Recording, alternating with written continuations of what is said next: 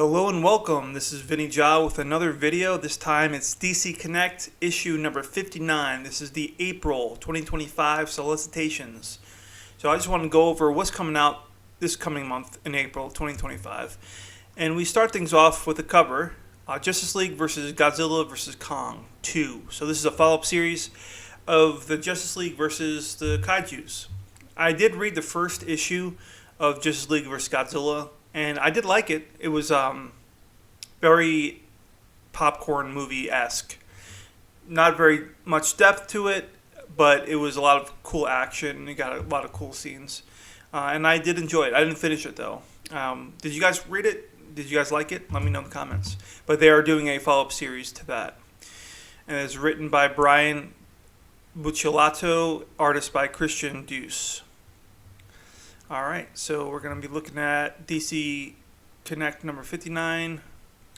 And we're just going to go right into it. We'll look at the Gotham and then Metropolis and all that kind of stuff. But I do like the layout, though. It's very well organized and pleasing to the eye. So, we start off with Hush 2. Again, this is the follow-up series. Jeff Loeb and Jim Lee. Part 4. And, okay. I like the cover art. Ooh, I like this one. Let's zoom in. Yeah, this is a nice one right here. Alright, looks good.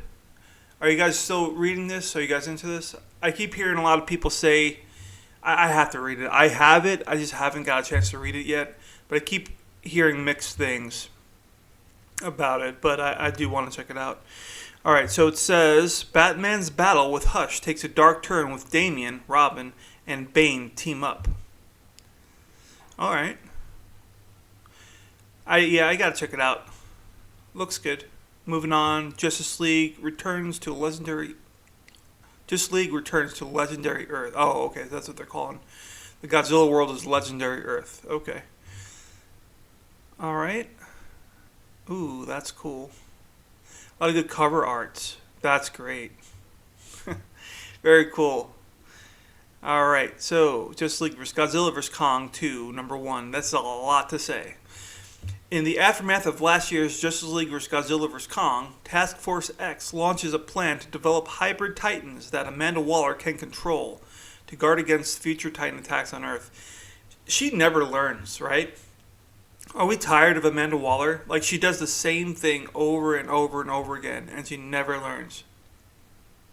To stop Task Force X, the Justice League travels to legendary Earth and must face the dangers of the Hollow Earth, Kong, and Godzilla, King of the Monsters. Alright, I'm sure this is going to be a lot of fun. Part of me just wants to check out the rest of the original version before I jump into this one, but I'm sure this is going to be a lot of fun. If you're into like kaiju, just popcorn action, this is probably a recommend, I would say. Okay, so we got some panels here. Okay, we got Task Force X. Okay. I mean, look at, like, this is good art.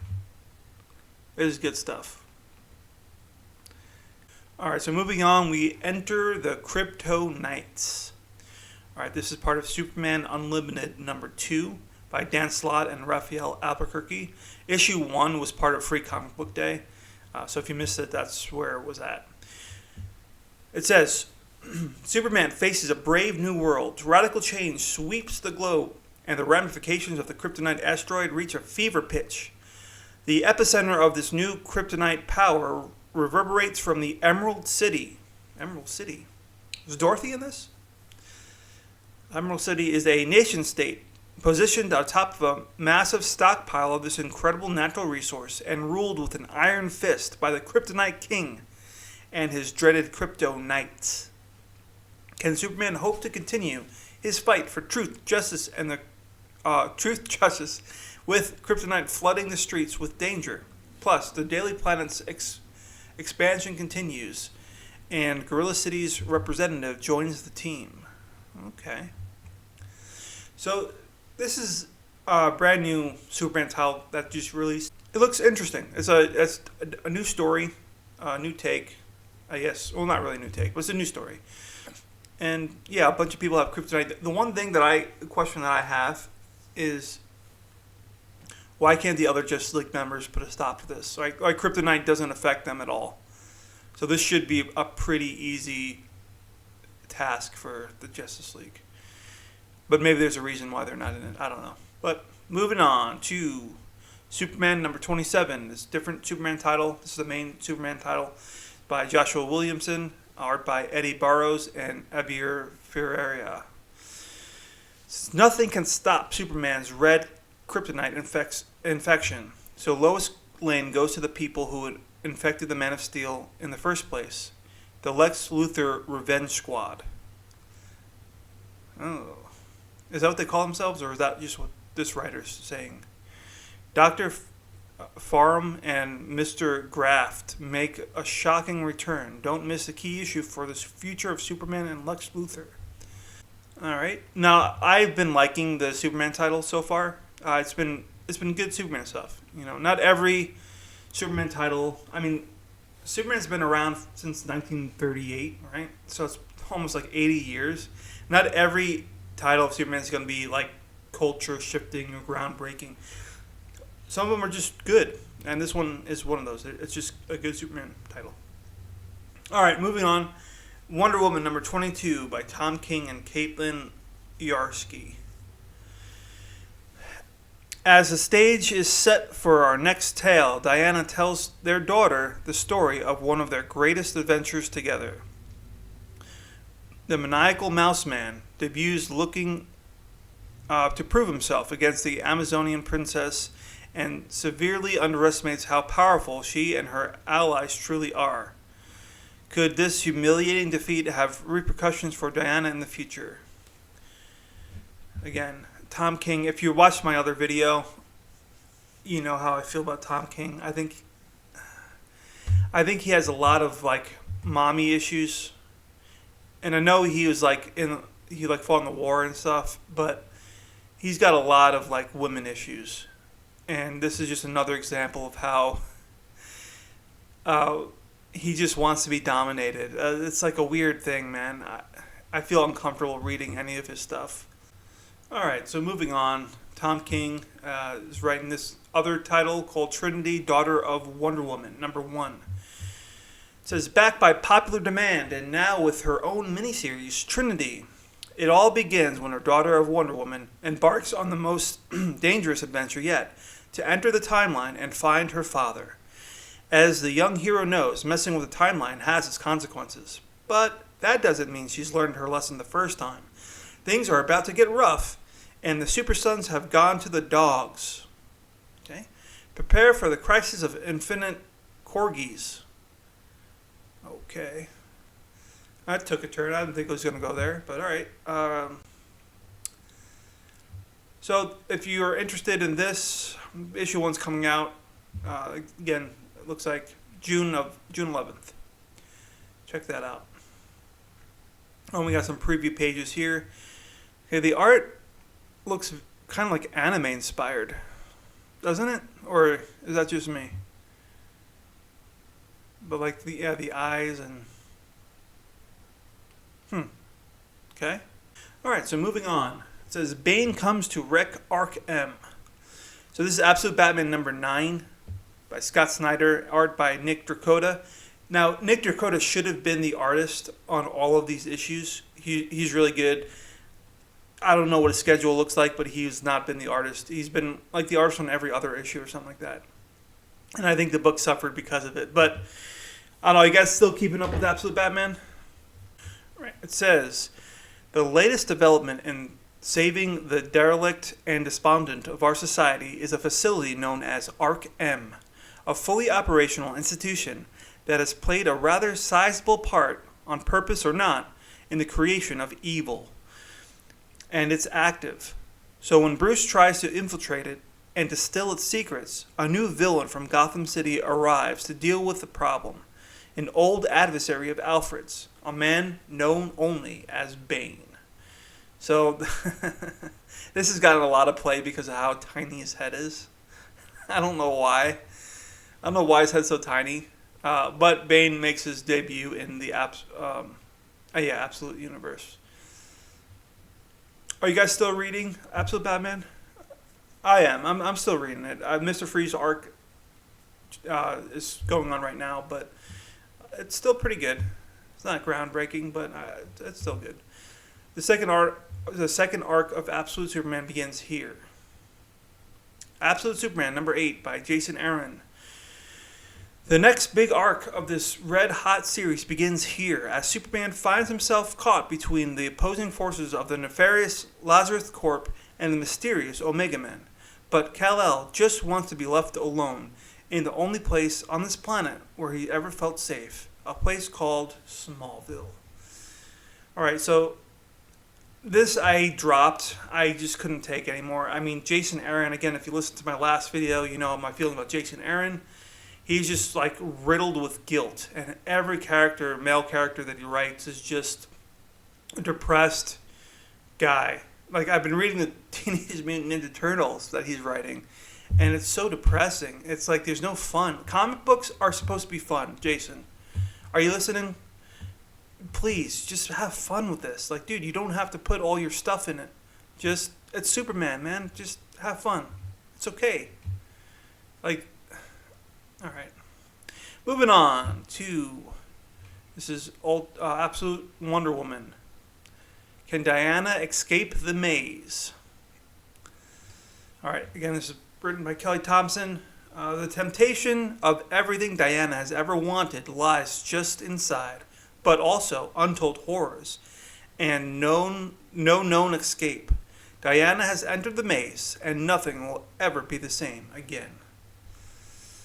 Alright, so this is again more Greek mythology. If you're into Greek mythology, check it out, I guess. I've had higher hopes for this one. Again, I don't want to repeat myself too much, but if you're going to take Wonder Woman, make her the last Amazon, have her raised in hell by Circe, it should be a very different Wonder Woman, and it's really just not. It's just Wonder Woman with different weapons. So, I don't know. It's not bad. It's just a little disappointed. Alright, moving on to Wally's on the Run. Absolute Flash number 4. I've been enjoying this one. I sound like a broken record. But again, this could just be told in the Flash series. You didn't need to have a whole Absolute universe to tell the story. But it's just a fun. If you like Wally West and the Flash, you'll like this. It's, just another Flash story. This is by Jeff Lemire. And it says, Wally's on the run and looking for a safe space to hide out. He finds himself in Central City and meets a kindly man who offers him a place to crash at the youth mission. But is anyone truly safe when the fastest kid alive comes to their city? So another classic tale of the hero bringing danger to innocent people. Check it out. It's a good Flash story. Hot Martian in the city. Moving on to Absolute Martian Manhunter. Number 4 by Denise Camp. It's a heat wave in Middleton as tempers and temperatures run hot all over the city in the white hot heat. Normally minor conflicts between neighbors turn deadly at the drop of a hat. Can John Jones and the Martian cool things down a bit before Middleton erupts into chaos? So again, this has been the most interesting of the Absolute universe because it's been the farthest departure for the mainline series. The basic premise is the Martian, that's what he's called, is an entity that enters the mind of John Jones. And together they both, they figure out the psyche of individuals and what makes them tick, basically, and try to stop them from committing crimes. Essentially, that's like the basic premise. And it's pretty interesting. I'm not a big fan of the psychedelic art style, but if you could look past it, I'm sure you'd enjoy this. Moving on, still staying in the Absolute universe, this is Hal Jordan Cursed, Absolute Green Lantern number 3 by Al Ewing. Hal Jordan has been overcome by his curse and has turned his sights on Joe. Can the new Lantern figure out how to hold her ground, or will her light be extinguished for good? So again, this is a new take on Green Lantern. This time Hal Jordan has the Black Hand. It's okay. It's more of a horror theme to it, which is interesting.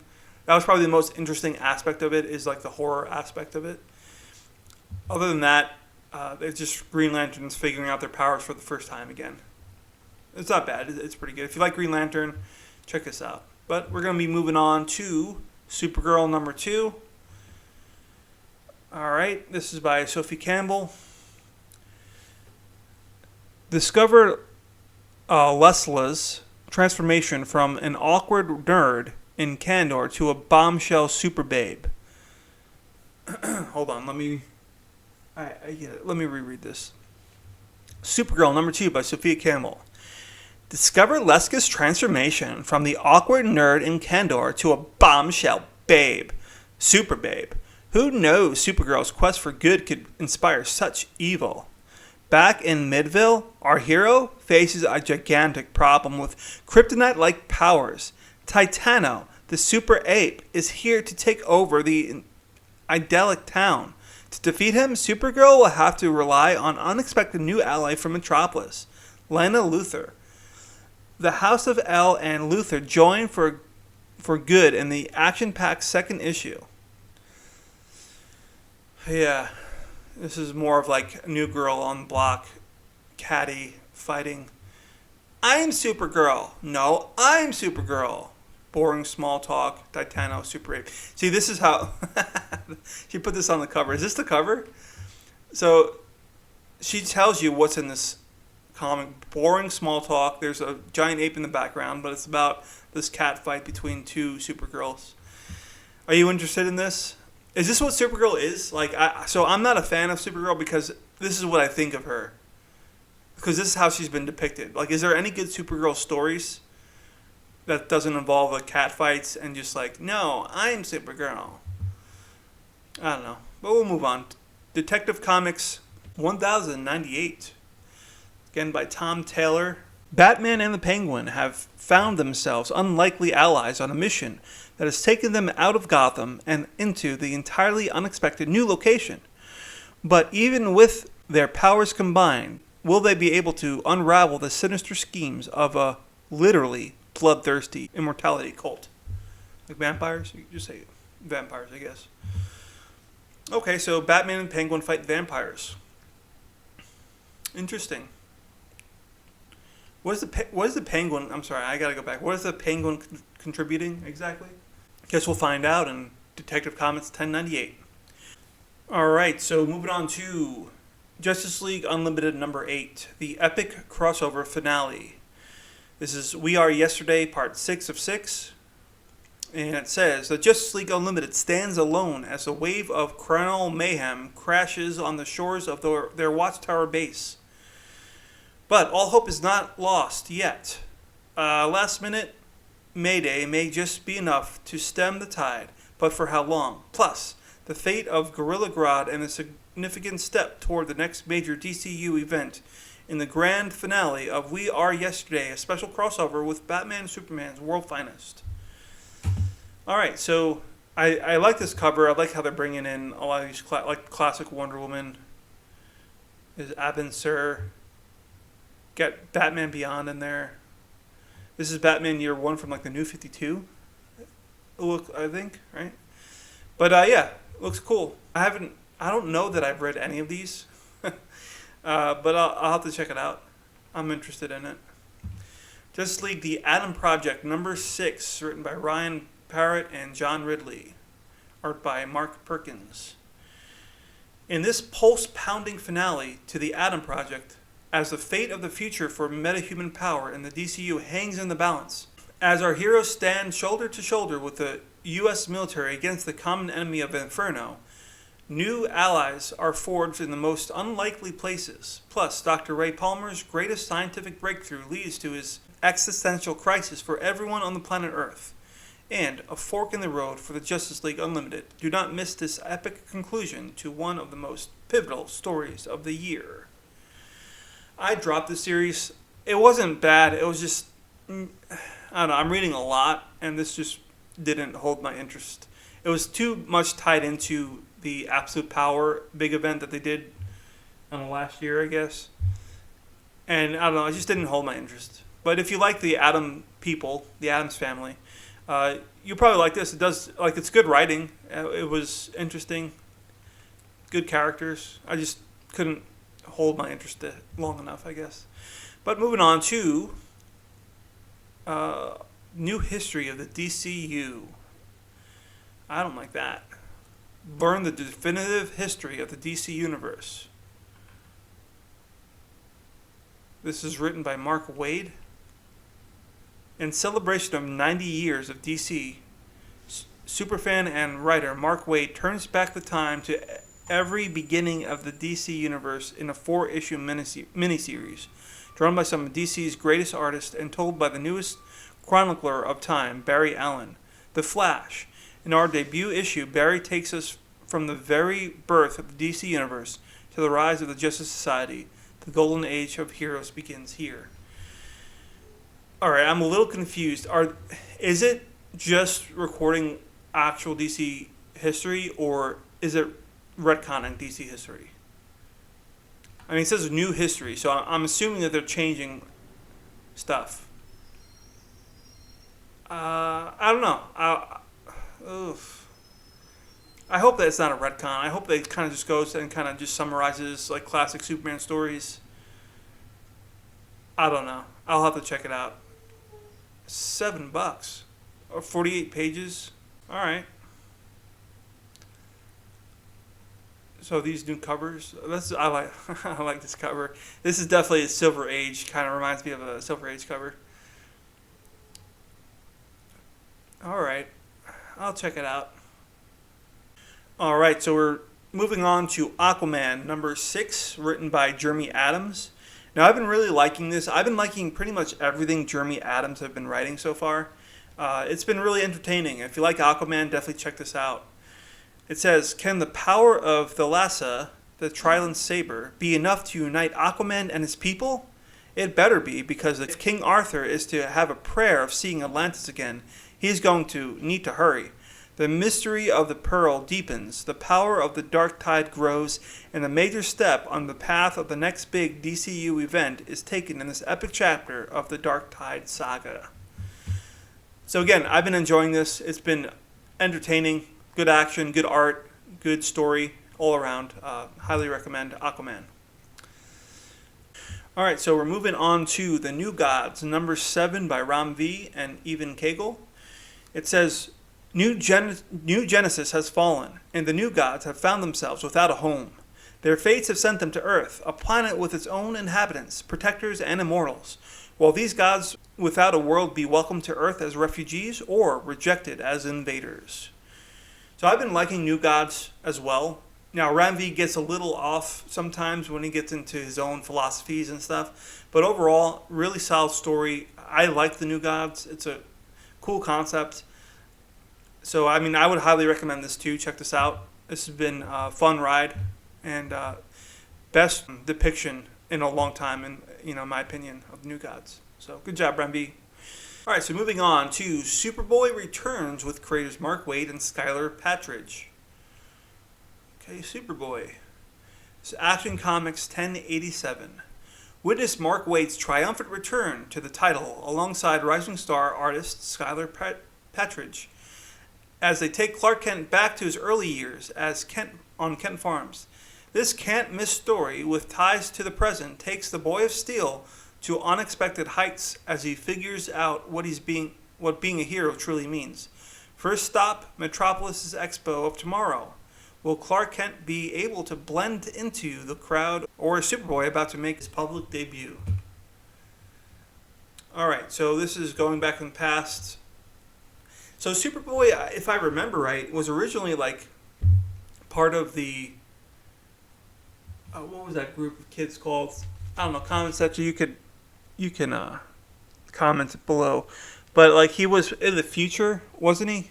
What the heck was that group called? I don't know. I never really cared for those. It was like a futuristic team that was inspired by Superman, but like Superboy was a part of that. I'm pretty sure. So I don't know if they're going to be doing that, or if this is just a retelling where instead of him becoming Superman, he was Superboy before he was Superman. I don't know, but we'll see. Action Comics 1087. All right, so we're moving on to Harley Quinn, everyone's favorite autistic character. Number 52 by Elliot Callan and Mindy Lee.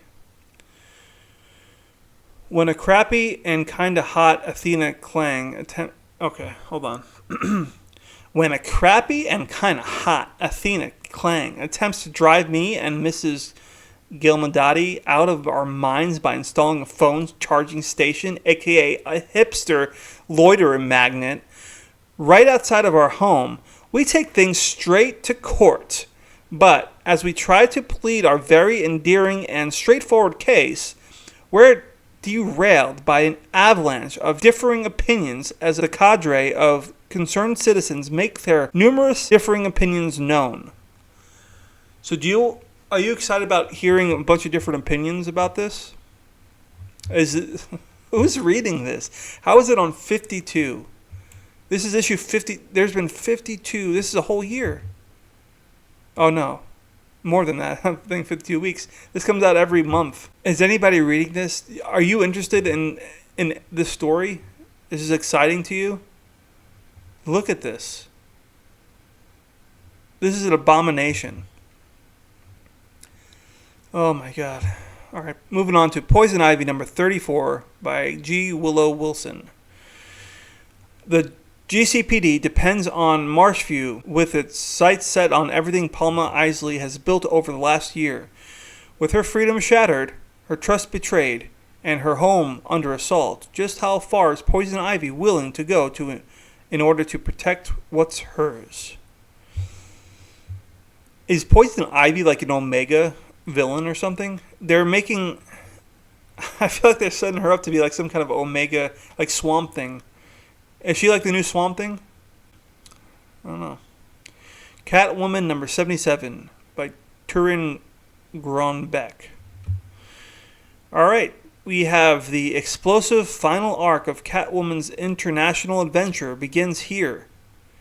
With her list of suspects narrowed down, Selina circles in on a mysterious person with their finger on the trigger. But when an ally is unexpectedly kidnapped, Catwoman finds herself on her hind legs as her cat and mouse game with Belvaz approaches her fiery conclusion. So this kind of looks like more of a detective, like 007 kind of vibe to it. I kind of like it. I should probably check out this arc. That sounds good. I don't know. Does it sound good to you guys? Is it good? Will I be disappointed? I guess is what I'm asking. But it looks good. I don't know. I'm going to check it out. Nightwing number 127 by Dan Waters. Art by Dexter Soy. Alright, so they changed his costume. More of a armor feel to it.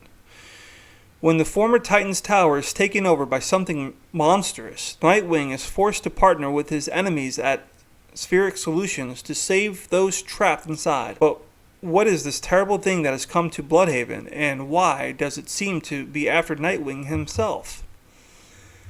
So I think this might be a new story arc, and I hope it is, because the last one was I couldn't make it through.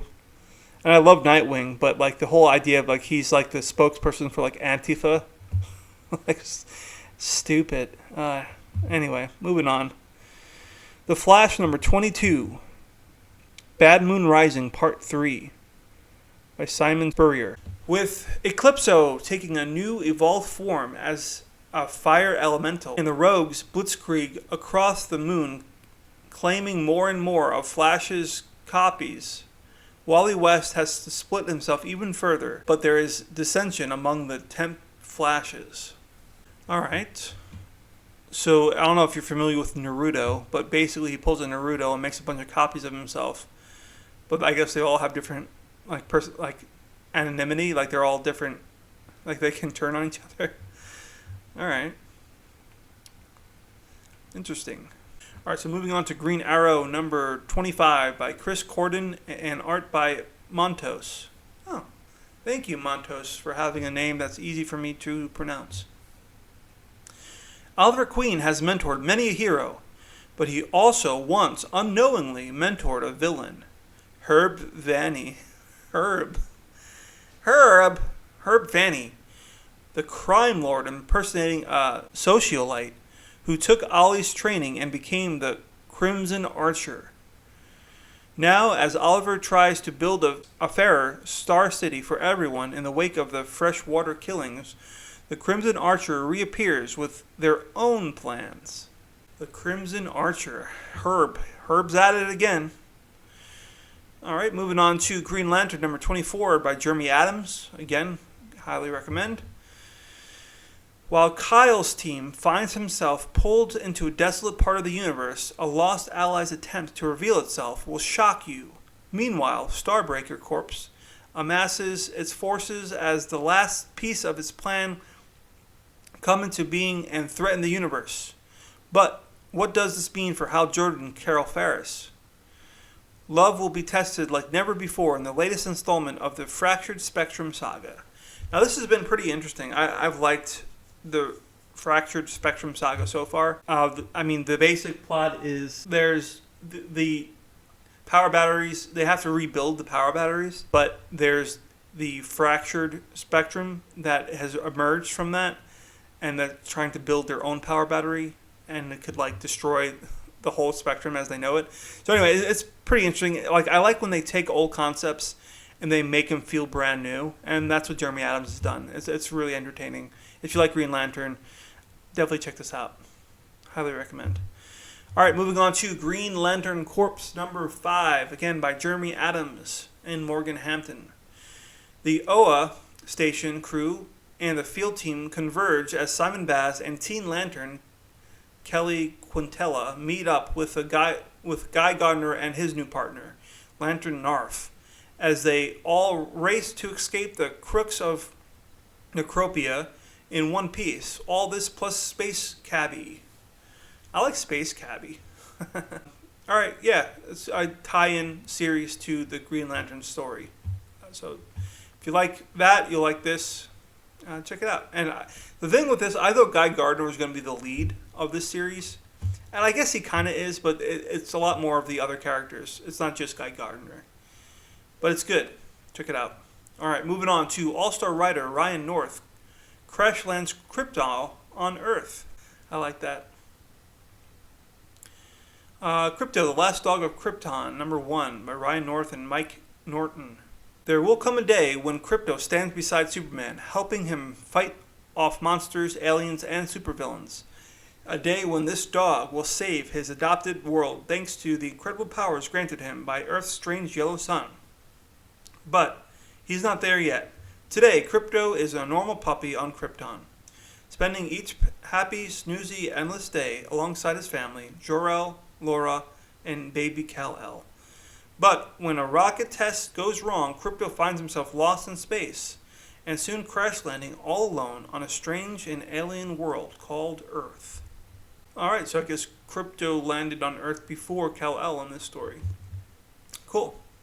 This is good for the new movie coming out. People like that. Alright, so moving on to Secret 6, number 4. It says, just when their unconcealed hatreds looking at... Okay, I'm going to have to do the voice again. They keep making me do the voice. Just when their unconcealed hatreds looking at you, Black Alice and Gossamer, and repressed attractions don't get us started, are set aside long enough for their first mission, the Secret Six separate, and an unlikely few of their members are getting snatched off the chessboard. Hopefully, the fraction of the Six still standing find and rescue them, instead of just sending them a thank you card to their captors. Meanwhile, someone's digging ever closer to the deadly trove of secrets walled and off in Waller's brain. And the squabbling Six are the only people on Earth with a chance to stop them. That's so dumb. Why is this here? This should be put away with Harley Quinn. Alright, moving on to Mr. Terrific Year 1, number 2, by Al Letson. In the past, Michael Holt violently lost his very last lifeline to the outside world, and he's certain that it's entirely his fault. Guilt and grief bring him to the Gateway City Bridge in the effort to put an end to the pain once and for all, where the Spectre awaits to render divine judgment and perhaps even salvation. Alright, so Mr. Terrific meets the Spectre. Okay? I haven't read the first issue. I think I might give this a try just because I don't really know anything about Mr. Terrific. I just don't like how he's portrayed in the current Justice League. He's just kind of a jerk. But I'll give this one a shot. Maybe this will turn me around to Mr. Terrific. And he's going to be the new Superman movie, so maybe it's a good time to check out Mr. Terrific. All right, moving on to Batman, Superman, World's Finest, number 40. Bruce Wayne and Clark Kent in the clutches of late night TV. Okay. This is by Mark Waid. A menace is loose in Metropolis, but Superman and Batman can't do anything about it until Clark Kent and Bruce Wayne find a way to escape a talk show. Will it be up to their friends Perry White, Lois Lane, Commissioner Gordon, and Alfred Pennyworth to step in and help save the day? Also featuring an all-new cameo variant cover appearance by the late-night icon Stephen Colbert. Cool. Probably going to skip that one. Although that looks pretty cool. Batman Mecha versus Kaiju. Alright, we are moving on to Batgirl number 8. Batgirl continues to uncover her mother's untold history in part 2 of The Book of Shiva. Written by Tate Bromble and Isaac Goodhart. Sandra and Carolyn Wusan have taken to the streets of Detroit and become the champions of Chinatown. But what happens when they meet the deadly fists of Richard Dragon, the Bronze Tiger? Meanwhile, who is the dark shadow that stalks the young Lady Shiva by day and haunts her dreams by night? And how do its revelations affect Cassandra Cain in the present? Get ready for the deadliest, most action-packed issue of Batgirl yet. Alright, so again, if you are into Cassandra Cain, this is the title for you. She hasn't debuted as like a main title in a long time. So check it out, Batgirl number 8. I read the first issue, and it seemed okay. It was fine. But if you like the character, I'm sure you'd like it. So check it out. Alright, scrolling on down to Titans, number 24. The Titans are in for something terrible. Alright, that's how it's written out. If you guys are just listening to this, that's how it's written out. It's by John Layman, art by Pete Woods. It's a terrible day for Titans, who are attacked by a who's writing this? Terrifying villain, intent of terrorizing our heroes. Yes, we're unearthing a classic Titans villain for this landmark issue, one who is not afraid of fighting dirty. Of course, we can't tell you who the villain is, but just maybe, if you're a genius-level comic book reader, there is a small, almost... terror is coming to Titans. I can't read... Who's writing this? Whoever's writing this knows that I'm doing this and hates me. They know. They've watched my videos. They're writing this on purpose. Alright, we're going to move on to the Justice Society of America, number 8. A Lost Adventure of the Justice Society of America by Jeff Lemire and Gavin Gertie. A tale from the early days of Justice Society of America. As the dust from the World War II settles, the JSA makes its way to Europe to recover the powerful artifact that prevented it entering the warfront, the Spear of Destiny. So now this is the kind of JSA that I'd read this. I'm probably going to pick this one up because whatever the arc before this, where it was like modern day JSA, just felt out of place. Like we have a Justice League, they're all in the Watchtower. Literally every single superhero and villain is in the Watchtower, and then you have this team running around randomly. But if it's set in like World War II era where they belong, I like that. I'll check that out. Anyway, that's my rant for JSA. Alright, so we're going to move on to Batman and Robin, Jason Todd, number 1. Now this I'm actually really interested in. I do like the Batman and Robin classic stuff. But Jason Todd, to my knowledge, never had a like Batman and Robin like style. Like it's always been Dick Grayson, or I mean for a long time. Obviously, I know Jason Todd like in the '80s or whatever, but it's been a while. So I'm looking forward to this. All right, so let's read it. Batman has a new Robin, a rash, impulsive, reckless kid with a troubled past, who Batman was certain he can mold into Gotham's next crime fighter. But can the Dark Knight save Jason Todd from the darkness within himself? And when a mysterious new villain sets his sights on Jason, Batman finds himself doubtful that even he has what it takes to train the anger and torment out of this new young ward. So I know originally it was like Granny. What was her name? Like it was like a grandma that trained kids to be criminals. I don't know if they're bringing that back. That's pretty funny. But I want to check this one out. Jason Todd, Batman and Robin. All right, so moving on to the current Batman and Robin. This is by Philip Kennedy Johnson. And it says, horrors, both natural and supernatural, await Batman on his journey to save his son. Gotham City has many dark secrets, and no one knows them better than Bruce. But with Damian trapped somewhere in this labyrinth of shadows, the demons, forgotten skeletons, and memories of despair that line the city are more of a threat than ever before. The clock is ticking, and Batman must interrogate the demon Etrigan if he has any hope to rescuing Damian. Will Bruce be able to save his son before the time runs out? Now, I've been liking this run a lot, Batman and Robin. It's the most development Damian Wayne has gotten in a very long time. So if you like Damian, check this series out. It's really good. Batman and Robin Year 1. Mark Waid and Chris Sani. Now, this is what I was talking about, like the Year 1 stuff. This is Dick Grayson as a kid when Batman first discovered him. I like this kind of stuff because it's been so long. You know, he's been Nightwing forever, but I like to see his young ward adventures. The general search for Batman and Robin's true identities come to Wayne Manor's doorstep. Can the dynamic duo find a way to repel the general's forces and still keep their identity secret? All right. Moving on to Fire and Ice, When Hell Freezes Over, number 3. With their powers still haywire, and dang near everyone in Smallville now body swapped, Fire and Ice must make a deal with the demon, again Etrigan, to chase the key to their salvation, a ring that once belonged to the Lords of Order, last seen in the Battles of Hell. Alright, this is, again, not for me. I don't know who this is for, to be honest with you. Is anybody reading this Fire and Ice series? Let me know in the comments. Alright, moving on to Zatana, number 5. Jamal Campbell. And art by Jamal Campbell.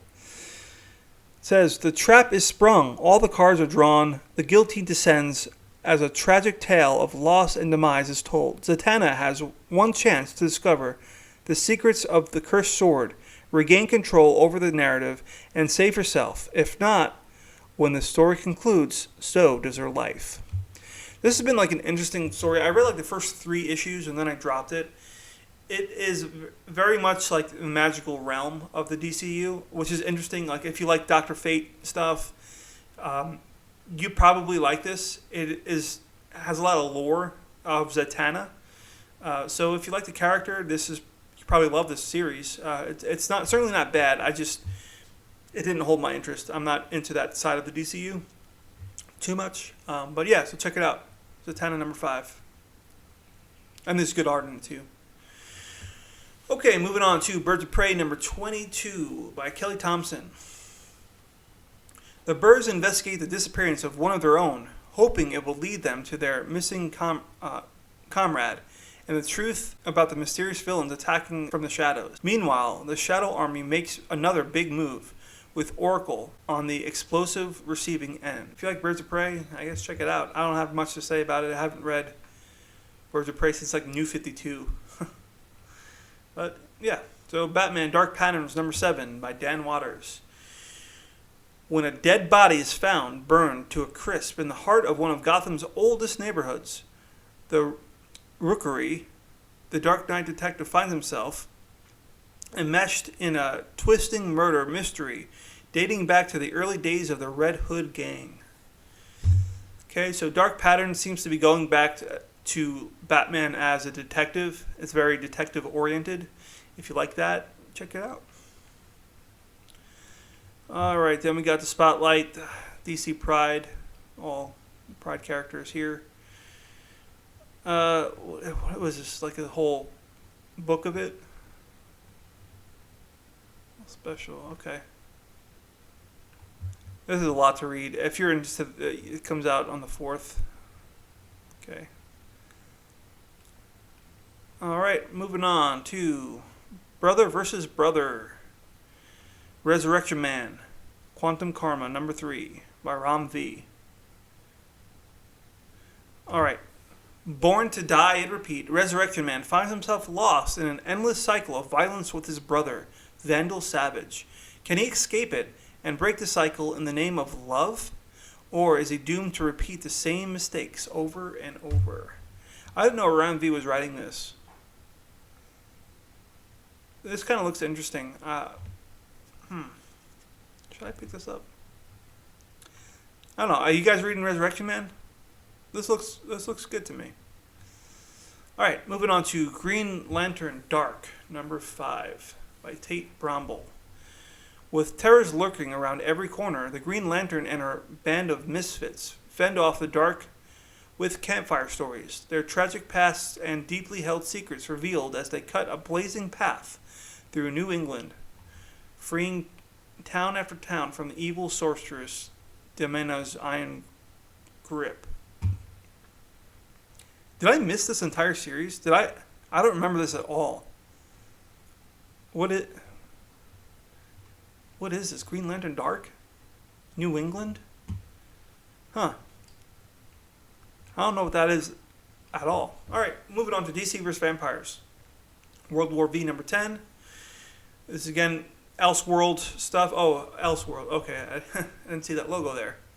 Thank you, DC, for, again, another quality aspect of this catalog. Alright, Elseworld, another Elseworld story. It says, the heroes and their vampire allies get ready to launch a massive counteroffensive, but someone is noticeably absent from the attack. What could Damien possibly be up to? Meanwhile, John Constantine, Dr. Fate, and the other magic wielders convene to craft a shaky plan that might be the only thing standing between the heroes and Darkseid himself. Again, this looks like fun. If you just want like a fun Elseworld, nothing really matters kind of story, this looks like it would be it. It looks fun. Okay, then we're going to be moving on to Which Best Friend Dies First. This is Peacemaker Presents the Vigilante / Eagly double feature, number 4. It's by James Gunn, or story consulted by James Gunn, written by Tim Seeley. Alright. Oh, well, fart noise. Is it like this? This is so, like, unappealing to me. Maybe people like this kind of stuff.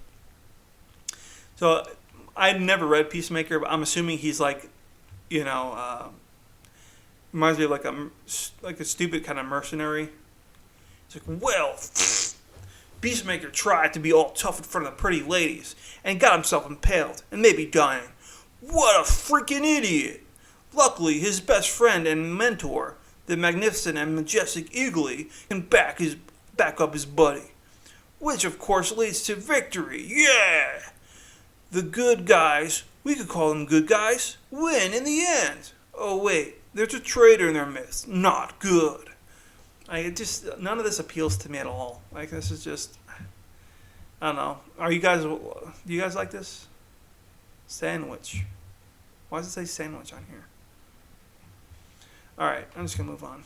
Okay, DC X Sonic the Hedgehog, number 4. Ian Flynn is writing. Now, I've been liking this a lot. It's just, again, another fun mashup with Sonic and the DC characters. I've been giving these to my kids, and they love it. The art's great, and it's just fun. It's just cool. If you have kids that like Sonic, definitely give them this. The world of Sonic the Hedgehog is in peril. Thankfully, the Justice League is here to save the day. Even completely out of their element, Earth's greatest defenders will not stop protecting those in need. But can Superman lead the team to victory against the forces of Dr. Eggman and Darkseid? Yeah, it's just a fun team-up book. Good stuff. Alright, so moving on to Teen Titans Go, number 4. This is another kids comic book. I've I remember watching Teen Titans as when I was younger and liking it. I was never into Teen Titans Go. It seemed too, I don't know, sporadic, nonsensical. I don't know. But if you're into that, that's coming out number 4. There's really no plot to these, so I'm not going to read this paragraph. But yeah, all right. So now we got the Facsimile editions here coming out, and again, I'm not going to read these. I'll just read off the titles. But Batman number 618, Jason Todd, I think, this is part of Batman. Oh, and 619. Okay, cool. So they're reprinting all of these Jeff Loeb editions. All right, so Batman Ghost Legends of the Dark Knight Halloween Special Facsimile Edition. All right, cool. Batman number 9. Okay, we got Action Comics 775 coming out next month. Adventure Comics 210. So they're doing a lot of stuff that's related to the movies coming out, which is cool. All right, Celebrate a Legend with These postcard variant by George Perez. That's cool. All right. And now we're moving on. This is towards the end of the catalog. Landmark story, Change Comics Forever is bigger than ever and jam-packed with goodies and extras.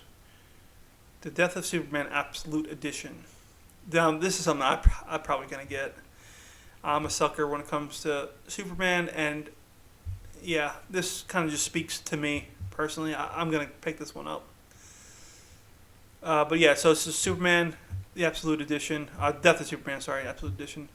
This is experience. I'm going to read this one because I'm curious. Experience the Death of Superman like never before in the largest format to date, featuring an extensive gallery of over 200 pages, never before seen artwork. Yeah, this is for me. Brand new essays, scripts, retrospectives, and trading card gallery, and more. This edition is housed with a resealable black polybag marked with a bleeding S, and features a funeral box with replicas of the memorabilia, including the Superman number 75 Memorial Edition, a remastered production of News Time, The Life and Death of Superman, and a new in-world artifacts from the event. Yeah, I mean, this just that looks really cool. I want to pick that up. Look at that. That looks great. All right, the highly anticipated sequel to Nubia, Real 1.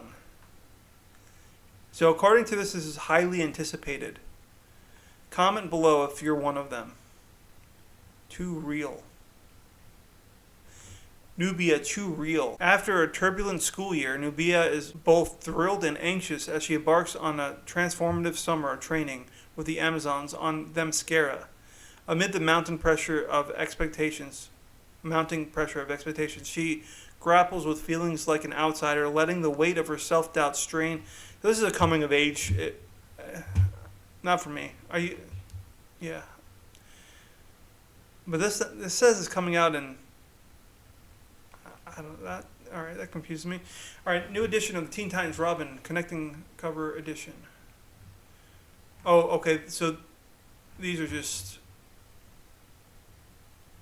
I don't know. I'm a little confused. These are just trades.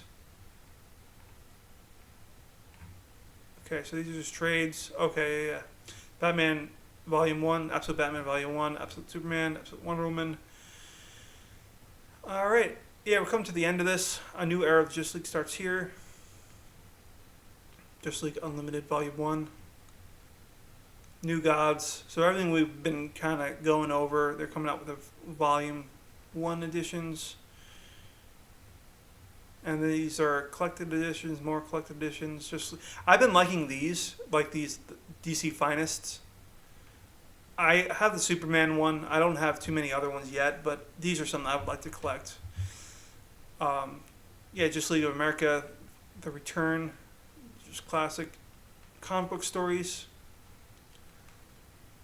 and more collected editions. All right, if you're listening, I'm just scrolling through them. You can watch the video later to look at all the covers. But yeah, so we're coming to the end of this catalog. Is there anything that you guys like? Anything that you're going to be picking up?